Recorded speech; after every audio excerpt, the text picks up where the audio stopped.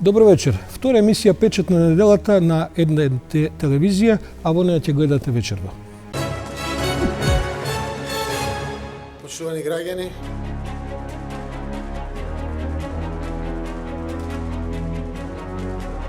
членство на Македонија во Европската унија, Европската унија и во Европската унија. Европската унија и НАТО. 369 реформскиот план 369. Планот 369. Уставно име, името. Реформите. На реформите. Благодарам.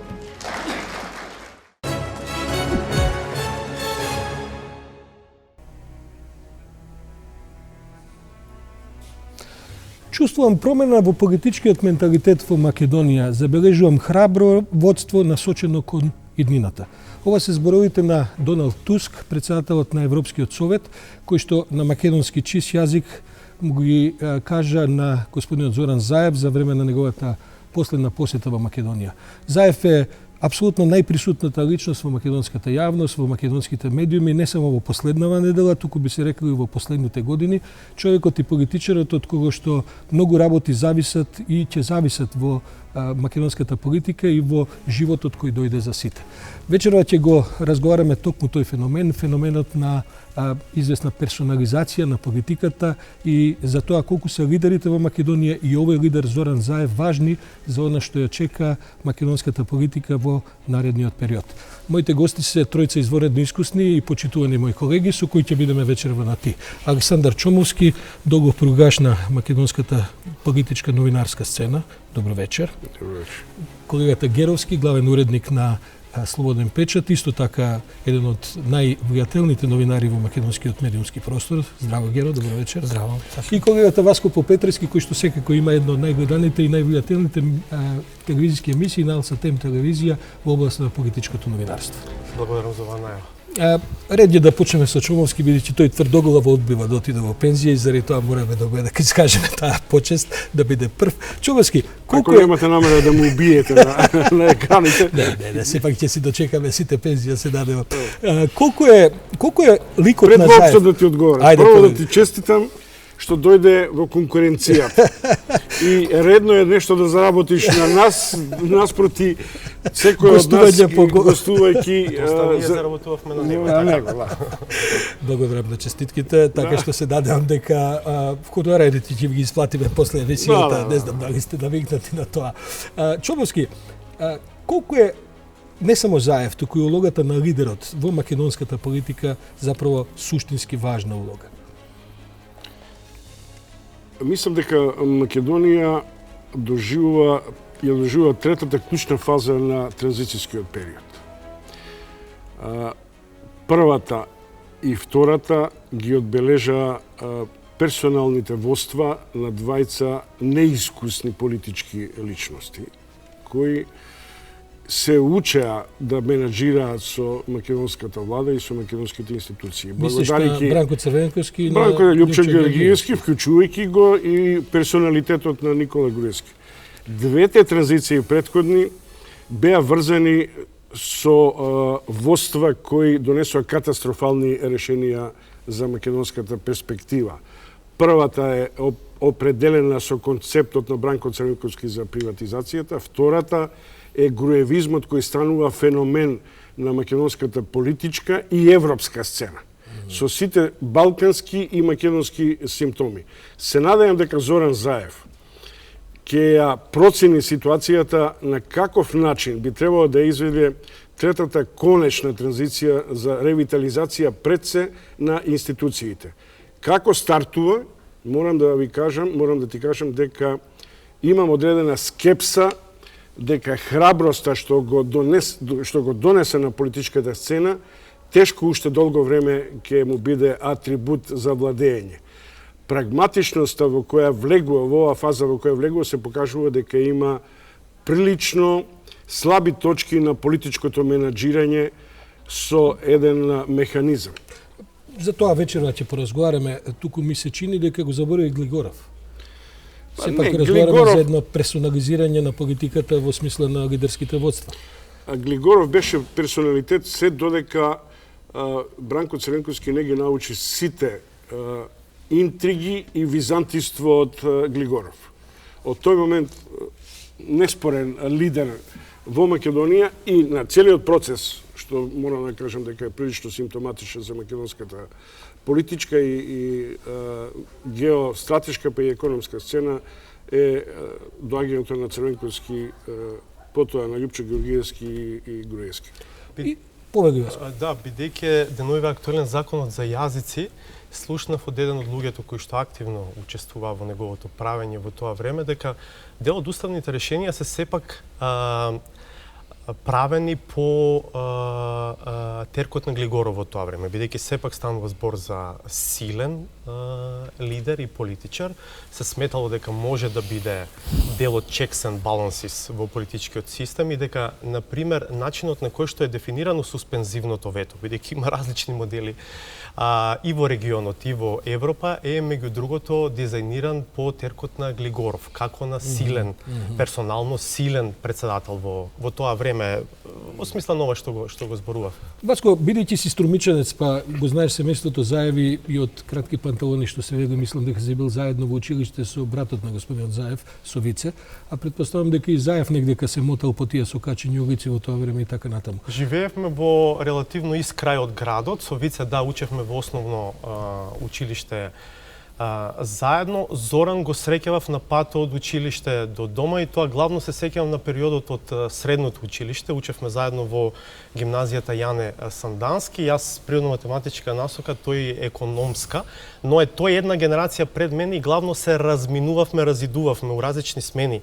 Одевме и тоа ми е некако останато во сеќавање. Сме одиграле тука таму по некоја партија баскет и фудбал. Предпоставам заради тојата висина и некоја банана си го поделил. Не можам се сетам, да. А инаку сепак се тоа формативни години. Има ли разлика од тој Заев во тоа време, од тие средношколски и постсредношколски денови до овој Заев што денеска го гледаш во една друга функција? Не го познавам, морам да ви кажам, ни од тоа време многу добро, но од тоа што малку посредно, малку непосредно можам да сведочам, стануваше збор за еден многу нормален, обичен дечко.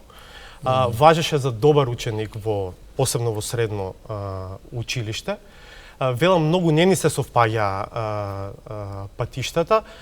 Тоа што го знам за семејството е дека станува збор за семејство во кое што духот на предприемништвото, таа бизнис логика од најмали нозе била присутна. Заев и самиот не крија дека нели вели сум одел лично на нива, сум работел во родното Муртино и така натаму.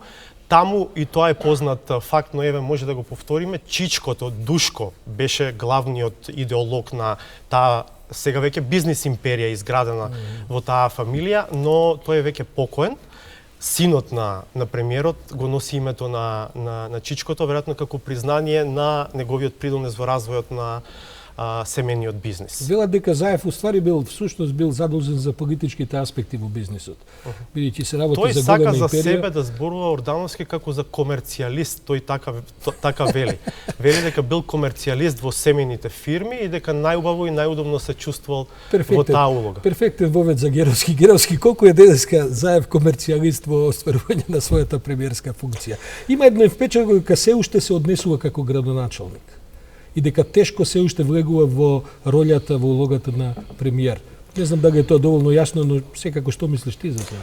Види, Сашо, како што е системот поставен во Македонија, веројатно и ти да си на неговото место, а може би некои други да сме на неговото место, би се однесувале на сличен начин. За жал, од овој период за кој малку зборуваше Чомовски, наследивме не историја на некакви врвни, прекрасни лидерства, кои ги менуваат, да речем, приликите во земјата, прават тектонски промени и така натаму. Иако баш и не може да се каже дека сме немали талентирани политичари и персони во политиката. Се поминали тешки времиња, мислам. Да, грнето, капачето според грнето. Значи, ова е милието од кој излегуваат поранешните лидери, од кој излегува Заев. И во такви околности, всушност, Заев ја наследува прво водечката роля во опозицијата, со сите капацитети собствени, додадени и така натаму, на разни начини, со една битна, значена историска мисија, би рекол, да го сруши режимот, во што успева. Се разбира не самиот, туку со една поширока подршка, но и битно поради неговата и лична храброст, е неспорно. И сега, потоа, доваѓаме во ситуација, всушност, да дојдеме до сознанието дека Македонија нема да се оправи, нема да се нормализират пликите во Македонија, ако не се случи она за што и Сон зборуваше, ако не се случи обнова на институциите. И сега, практично, вас ви е необходно едно моќно лидерство во моментов, силно, значено, кој ќе изврши всушност деперсонализација на системот и обнова на институциите, односно она што ние го нарекувавме во жовијалниот речник ние, а и дипломатите, дајте некое друго ново дете, кое нема да биде многу експонирано и така натаму. Овие ги истрошите. Би рекол совршена роља за комерцијалистот по вокација Заев, но исто така тешка, бидејќи кога човек ќе влезе во филмот, дека е битен, значен, дека руши режим, како нели како што велеше со пенкало и така натаму, не е баш со пенкало, малку имаше други методи и средства употребени. Објективно човек почнува да живее во тој филм и тоа е реална ситуација. Кога гледам и Заев се повеќе говори во трето лице за себе кога настапува. Како Зоран Заев нема да дозволи така натаму. Му одгледав не само Бучковски, и други политичари во Македонија. Му одгледав честитката за 27-миот роден ден на неговата партија на СДСМ.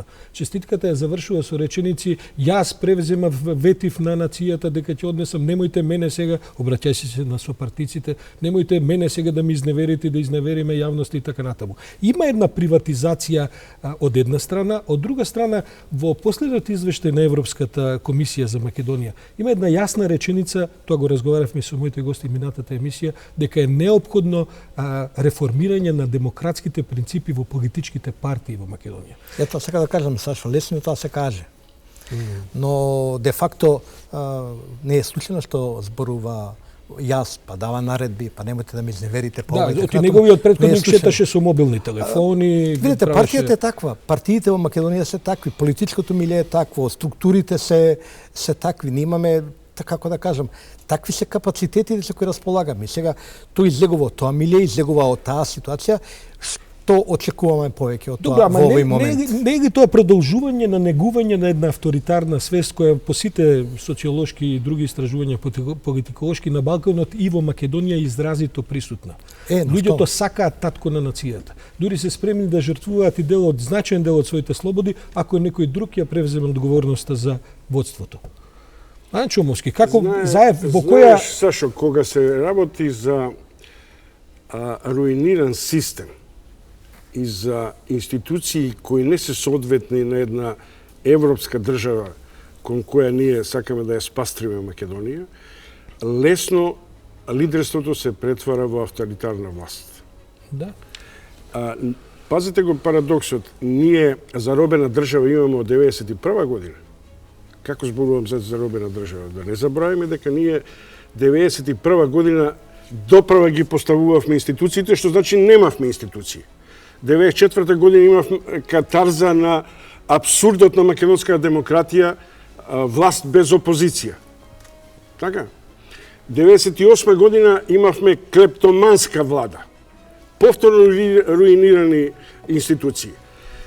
2006 година, 2007 година, Груевски дојде на власт со првата промисла дека ќе направи економски одржлива средина од Македонија. Со една технократска визија. Со една технократска визија и тој самиот на почетокот велеше дека јас сум техноменаџер во политиката. Значи имаме еден техноменаџер, имаме еден комерцијалист. Има еден малку само за пикантерија. Сега се сетив. 2007 година овде меѓу првите емисии правев продолжението на Чуму. Да. Дојде Груевски на власт во времето на транспарентност со целата негова економска екипа. Зоран Заев, Страјко Славевски, Вера Рафајловска, etc. Не се сеќавам више кој. Наспроти нив, десетина така наречени експерти, како што ги викавме, од беџети, Мојсовска, бизнисмени, меѓу другото, и Зоран Заев како подпредседател На СДСМ на тогаш. СДСМ. И јас велам, тоа беше првото и последно нивно лидерско соочување. Меѓутоа, погледнете го абсурдот. Јас се сеќам и сега баш ја прегледав на оден начин. Имате на стартот еден несигурен Груевски, кој образлага апсолутно екстензивно што све они имаат намера да прават. И имате еден храбар, уште недоквакан на политичката сцена генерално, бидејќи он беше подписател на градоначелник, кој му викаше, од тоа ти што предлагаш, ништо нема да направиш. Ја разбирате ли абсурдноста на тоа дека очекувањата кај нас резултираат на нормална сфера на персоналитети. Заев го уновчува во овој момент својот карактерен влог. Затоа се обидувам да допрам малку до карактерите. Не, мислам дека не мора да имате директен увид во тоа што се случува во кабинетот на премиерот. Доволно е, предпоставам, да се следи Facebook профилот негов и ќе видите дека тој прима се и се што во државата. Добро, ама Васко, дали е тоа нормално? Тој се фали дека одговара на 500 SMS тоа е дневно. тезата, не ја завршив. Значи, тој го продолжува својот стил од градоначалник. Може би кога сте градоначалник и ќе успевате со микроменаџирање да ја водите општината. И Заев тоа го правеше. Беше исклучително отворен. Отворен буквално за секој граѓанин на општината. Ова можам да сведочам од овие мој викенд посети, да кажам, на родното место и тоа што сум имал шанса да слушам, спремен секого да сослуша и секому да помогне ако е тоа возможно. Но кога доаѓаше за пример, како велеше, ние нема да работиме 24/7. Јас сега мислам дека он работи 25/7. Иако чат пат ќе го видиме на моторот како се обидува да се Дефрустрира. да се релаксира. Но тој микроменеджмент е практично поврзан со оваа главна теза што вечерва ја зборувате за персонализацијата на водството, лидерството и генерално на политиката и врвот на владата во Република Македонија. Тој не успева да се ослободи од тоа. Таму очигледно фали сериозен гејткипер. Таму фали сериозно приоритизирање на средби, на прашања со кои што ќе се занимава И премиер. кој може, а кој не Вчера може да го види слушам премиерот. од завчера од говорница во парламент зборува за процес на одгледување на марихуана во детали и мислам дека бидејќи се занимавате со многу детали во многу области, на крај зборувате и глупости. Нели? Така е, така. Така што јас мислам дека една од првите работи што мора да ја направи е да проба да се ослободи и да се врати кон она што претходно го зборуваше, дека нема да работи 24/7. Бидејќи го прави тоа. И да се обиде на вистина на едно постратешко, погенерално ниво, да се занимава со пиларите во владените политики, а не на дневно ниво Со да гасење прима ситни пожари и апсолутно, примање на тој секого прима од- луѓе со минорни проблеми. Што ќе му се тогаш министри, што ќе му се директори, што Геровски, ќе му се луѓе во во другите фазата во која институции. оди Македонија, може ли ова вака да се води? Бидејќи нас не чекаат сериозни системски реформи на огромни области кои што се заглавени на 1000 начини. Прво ние зборуваме сега како да е Зоран Заев премиер 30 дена, па на 2 месеци пред истекот на првите 100 дена, нели, првите 3 месеци, кои вообичаено им ги даваме како онака грант, гратис од публиката. Ние зборуваме за влада која на ваков начин, за жал, функционира веќе скоро 1 година. Да. Тоа е огромен проблем. Тоа е проблем, ако сакате, и персонален, личен проблем на Зоран Заев. Извини, не сакав да го прекинувам Чомовски, на истата тема сме. Чомовски го спомнува Груевски, Заев, ако сакате и Мицковски. Се тоа луѓе кои подценети дојдоа на своите високи влијателни функции. Кога тие се бираа и во СДСМ, и во ВМРО, па и сега во ова следно во ВМРО, на нив се гледаше како на луѓе кои се транзициони фигури кои што кај да е тука ќе пополнат некој временски простор и потоа ќе ги шутнеме, па ќе се вратиме ние на власт. Дали тоа можда таа андердог позиција, таа една подцената позиција не ги тера на овој тип на... Не, јас обидов да ја објаснам контрадикторноста на ролјата во која е Заев, што ја прави ролјата сама по себе тешка. Значи, што е разликата? Груевски го измисли тој систем. Значи, имавме и претходно персонализирана власт, но 24/7 перманентна пропаганда, чист популизам избори, па избори и така натаму, тоа е дефинитивно откритие на Груевски, со кое тој ќе остане веројатно запаметен на европската политичка сцена долго време. И со долговладење. И сега, доваѓате во ситуација кога објективно да бидеме, јас сум еден да речем погрлатите критичари од оние што викаат се претера со критизирање на политиките на Заев, но сакам да сватам и објективната тежина на ролјата. Вие бирате лидер на опозицијата, ние го бираме граѓаните, странскиот фактор го избира во крајна линија, ако сакаме, нели, му дава кредит, му дава доверба, му дава потик на неговото значајно лидерство. Ја слушнате, кажавте сами изјавата на Туск, дека имаме значајно лидерство и му даваме задача да се деперсонализира, да го напушти лидерството. Васко вика да престане да биде градоначалник. Тоа е многу тешка ролја. Тоа е во известна смисла ролја која се доведува до една, како да кажам, до една да барате човек да влезе во чевлите на една шизофрена ситуација, да биде она што не сака да биде, а мора да биде. Искрено да бидам, тоа е неверојатно. Не е тоа македонски експеримент само, ние тој тип на персонализирани власти ги гледаме од Путин до Ердоган. Меѓутоа за Груевски, за тој систем да можеше да функционира така ефикасно во крајна линија како што функционираше, ја заборавате улогата на Мијалков.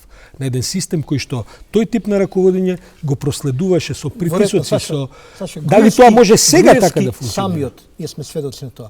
Груевски самиот не е издржа ролјата што самиот си ја наметна. На крај, еве да речем жовијално, нека не се навреди, па и нека се навреди, одлепи човекот. Нели, доваѓаш Груевски не е истиот од овој период кога зборува Чомовски, не е истиот во 2008, а камоли во 2010-11 година кога Груевски е во не знам каде, некаде на некој зиплайн закачен шета. Но сепак тешки се тие роли за нашите мал политичари и луѓе од релативно мали формати, зашто они не се виновни, бидејќи загуваат од една нација со менталитетот таков, од мал формат.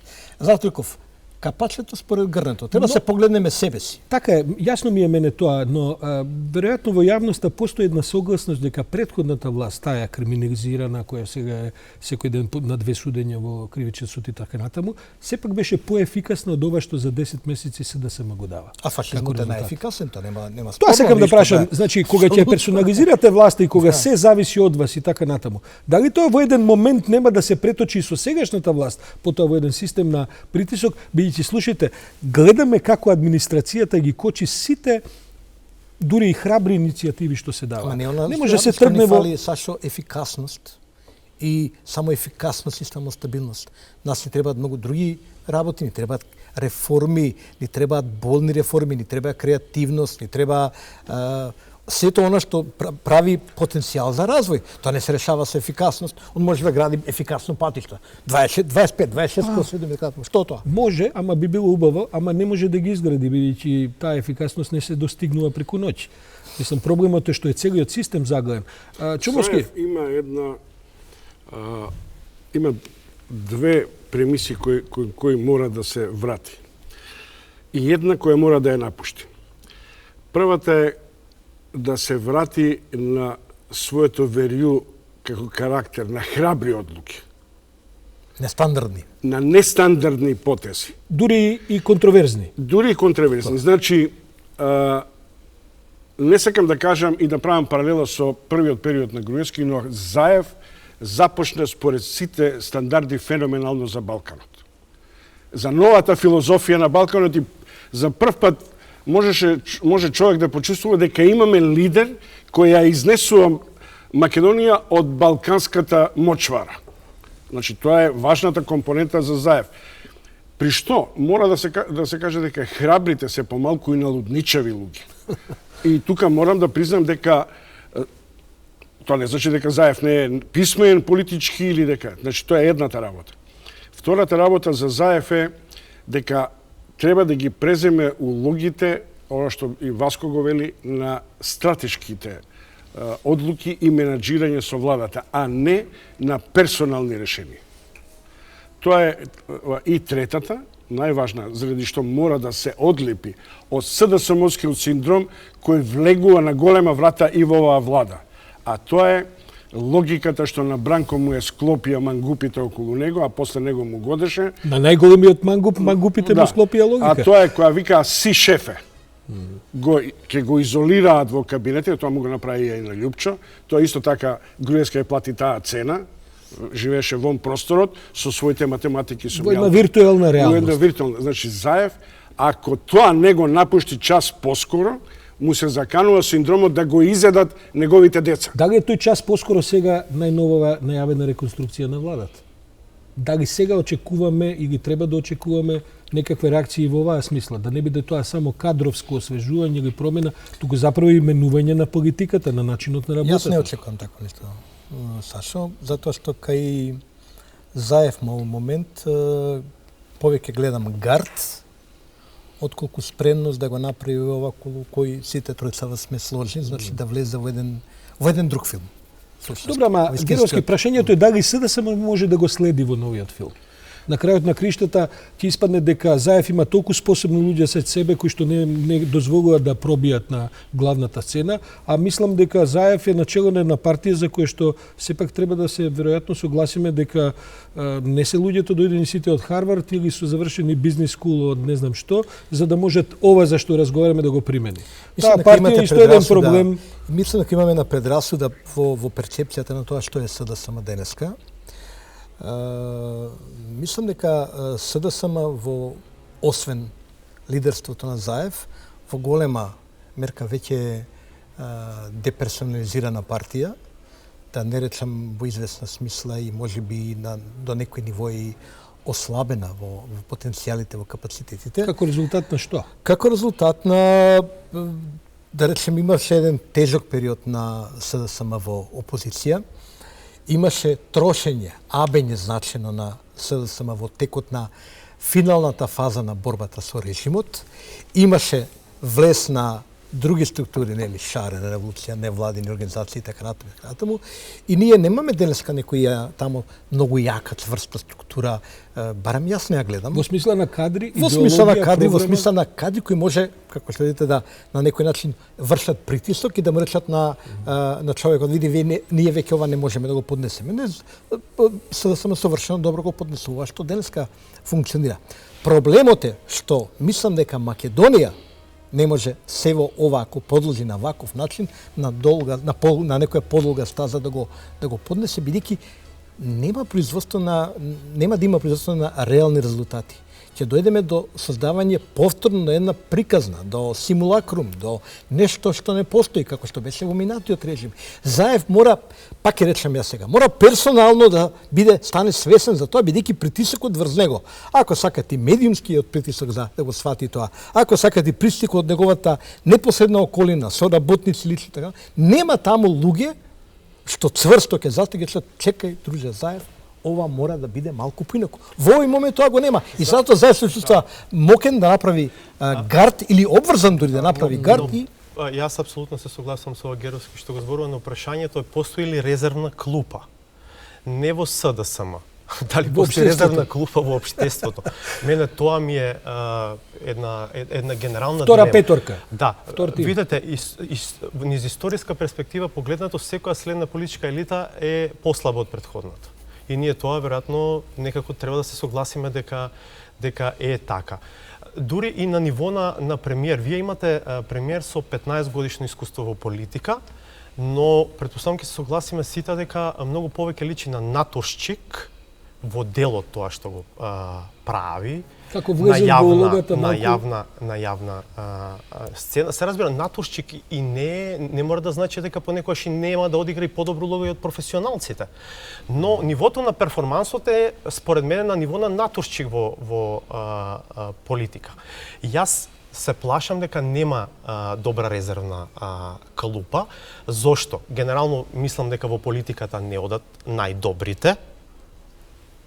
И нормално е некако тоа, но и јавната служба генерално, директорски места кои што пак се политички номинации, подолу, високи нивоа во државната администрација, се неатрактивни за квалитетните луѓе. Знам, Васко, ама гледаме една неверојатна толеранција на таа закреченост. Гледаме дека кадрите не се менуваат, се оставаат луѓе на работа, една толеранција на неефикасност. Заев е многу подалеку отиден во изјавите, отколку што неговата администрација и веројатно и соработниците може да го следат во стварноста. Од друга страна гледаме едно неверојатно влијание од овие периферни, како да кажем, водење на Facebook политика. Ќе ви се јават 30 души на Facebook со некаква реакција, се менува целата политичка програма.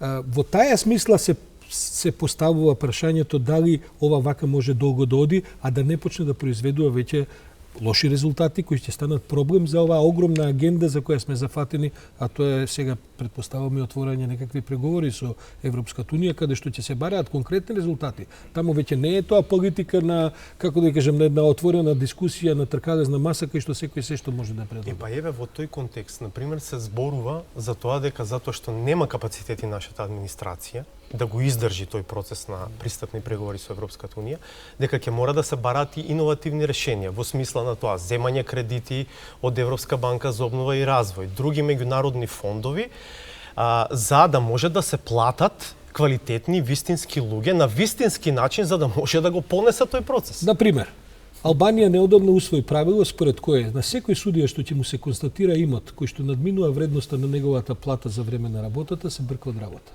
Албанија почнува да распишува конкурс, тоа се овие сега најнови мерки што ги воведува, со кои што се бараат судии од Австрија, од Германија, од Италија, бидејќи проценката нивна е дека ни 5% од нивните судии нема да останат на тие позиции. Тоа е контроверзна одлука. Меѓутоа, Албанија е земја со милион проблеми, како што е веројатно и Македонија. Меѓутоа, таму се гледа една поголема подготвеност за радикални ова контроверзни решенија и одлуки за кои говори Геровски. Овдека се уште е тоа повеќе на ниво на некакви декларативни прокламации од владата. Кога се појави Заев, прво една констатација. Македонија е мала држава, целој овој регион не може да биде препознатив со лидерство, после убиството на Джинджич, например, и така натаму. Нити ние можеме да бидеме Чешка со Хавел, интелектуалец пар екселанс, кој и направи визура на цела средна и источна Европа во кој правец доди. Меѓутоа, кога се појави Заев, првата асоциација ми дојде на Лекс Валенса. Пазите го парадоксот.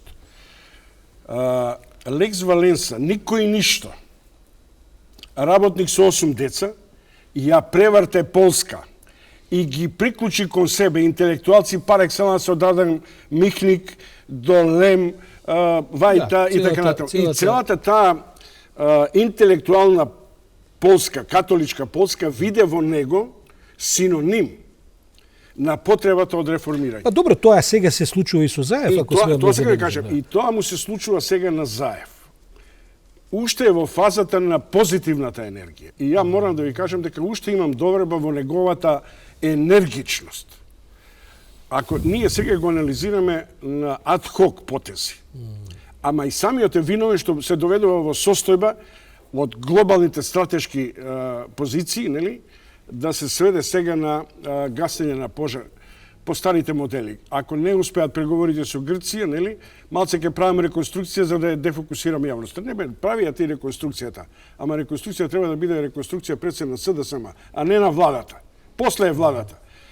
Остани на стратешките позиции. По тоа може да биде запаметен и по тоа може да ја влече својата историска улога на оваа нова Македонија, трета Македонија, јас ја викам, од самостојноста. Третата транзиција која тој мора да ја води од позиција на Македонија со евроатлантски. Ако тој процес го напушти, ќе го изеде јавност. Ние сите предпоставувам дека сме сведоци и во одредена заради нашите професионални улоги, дека Заев е човек кој што се уште толерира критика, сака да чуе друго мислење, сака да поразговара. Ќе го држи Геровски тоа уште долго или ќе се умори и ќе каже ма сега доста веќе и од критичари и од...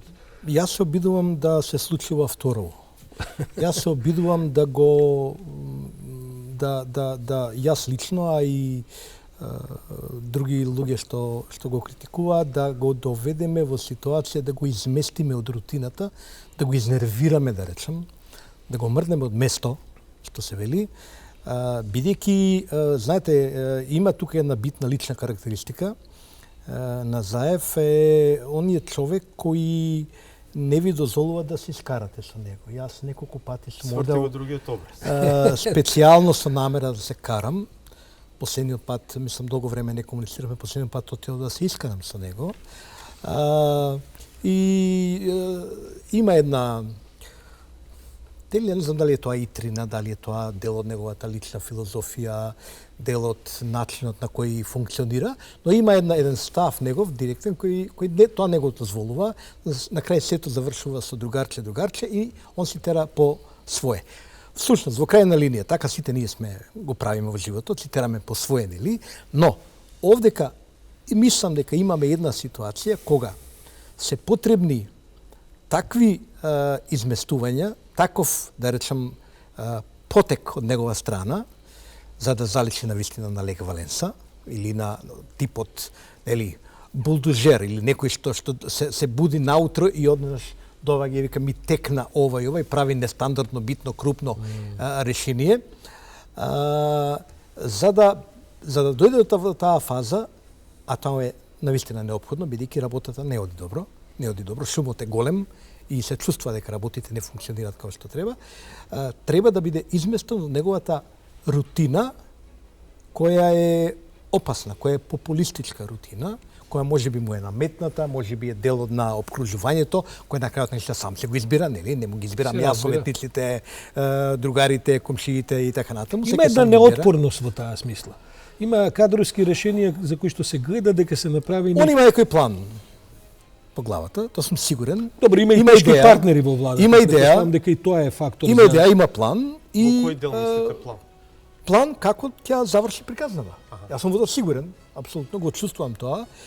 И мислам дека, како што, впрочем, имаше и план кога СДСМ беше како Давид во студиот со Голијат и после видовме бомби, ова, оне, така, има некој план како тоа ќе го реши или можеби план да стави на крајот точка и да оцени, окей, до тука можевме, толку можевме, тоа е, па сега ние да избираме. Он има план, битно е да го изместиме од критичката јавност. Ако тоа го може, го прифаќал он или не, особено го прифаќало обкружувањето или не, а знаеме дека тешко тоа го прифаќало обкружувањето негово, мораме да го соочиме со тие битни проблеми, бидејќи газиме повторно на матрицата на истиот менталитет, на исто место сме ние кај што бевме. Не е важно Заев кај бил, тие сме исто место. Геровски ме подсетува на времето кога луѓето викаат Тито е добар, ама тие околу него тоа он човекот не знае, не е добро информиран и така натаму. Не е така. Не, напротив, он си ги бира луѓето околу него. Тоа беше голема заблуда и едно олеснување. Сакаш да кажеш дека добар дел од луѓето околу него не се добри.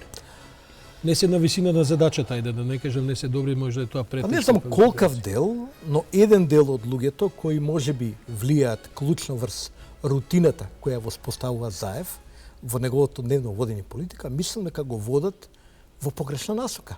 И тој бира таква рутина сега, знаете. Бидејќи сме при крај на емисијава, сакам да ве прашам сите тројца, сите карти се фргани на големата игра околу името, интеграцијата во НАТО и така натаму. Ве молам за ваша проценка, што ќе се случи ако до тој позитивен исход за кој сите се надеваме, што ќе се случи и со владата и со Заев и така натаму, ако до тоа сепак не дојде во некоја догадна иднина, веројатно во наредните неколку месеци. Што се вашите предвидувања, ве Чомовски?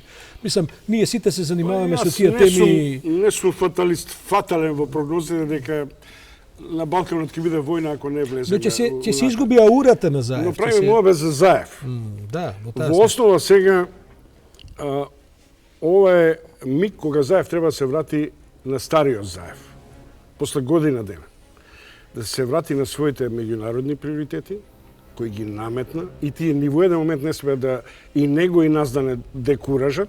Второ, да се врати на основната премиса на создавање на ревитализација на државата. Тоа значи да ги постави по луѓите на институциите, реформи во судство и така натаму. И трето, најважната компонента е не персоналните, туку да го одржи омнибусот на така наречената граѓанска Македонија. Без оглед на целокупната наша фрустрација околу јазик и така натаму, тоа е најважната компонента. Напуштили една од овие три полуги, неговата платформа се ниша на големи бранови кои не сум сигурен дали ќе може како Титаник да ги заврши. Со други зборови, ако една од ногарките попушти, хоклицата ќе се Да. преврти. Васко? Не мислам дека има кредибилен план на Б. Јас сум тука поблизок до тој радикален став на Тричковски дека ние немаме друга опција освен да го решиме прашањето за името. Дали тоа ќе се случи, не знам. Се надевам дека откако ќе се констатира во еден момент дека во оваа фаза Скопје и Атина сами не можат да го решат, дека ќе влета тука некој пријател од страна и дека на крај сепак прашањето ќе се реши. Оти ако сега не се реши, ќе остане за решавање по 2, по 3, по 5, по 10. Ни требаат 10 години во еден прогресивен дел од општеството за да созрее став дека и да се додаде географска одредница на терминот Македонија не е ништо страшно. Никој нема да биде обезличен. Напротив, оваа земја ќе добие иднина. Ќе ни треба уште 10 години за да ни зрее ставот со што сега ни се чини прерадикален и претешко прифатлив. Ако добро разбирам, во тие 10 години, за 10 години нема да биде Заев повторно преговарач на таа тема.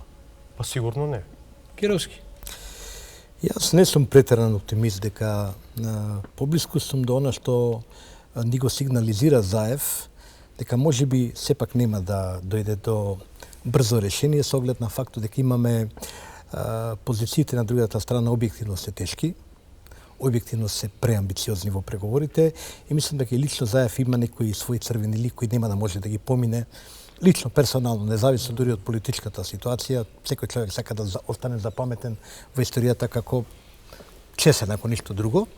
И не знам дали тоа ќе се промени, тоа е стварно една голема непознаница, дали ќе се појави нешто како Декосекс машина, некој се појави некоја чудна сила која ќе ги реши работите. Во принцип не верувам во тие приказни, иако сум лош прогнозер, се случува и такви работи до сега во историјата, но неуспехот во Македонија не мора секој да значи трагедија, секој чудо за 3 дена, а сепак дефинитивно ќе ја зголеми конфликтноста во општеството, ќе ги намали, ќе мали малку во сликата за храбриот, јуначниот, страшниот Заев, нели?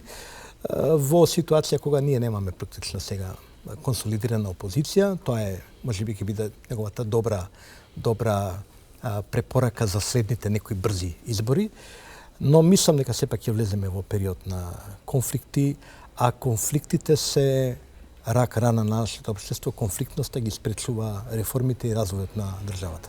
Ви благодарам на сите тројца што ми бевте гости во печат на неделата. Се надевам дека не им ги расипавме или можеби им ги направивме подобри празниците на нашите гледачи и можам да ви закажам дека ќе се видиме во овој состав за некој месец кога повторно ќе се навратиме да видиме од овие проценки и оценки што се исполнила, а што не. Ви благодарам за вашето следење на оваа емисија на печат на неделата. Се гледаме следната недела во исто време.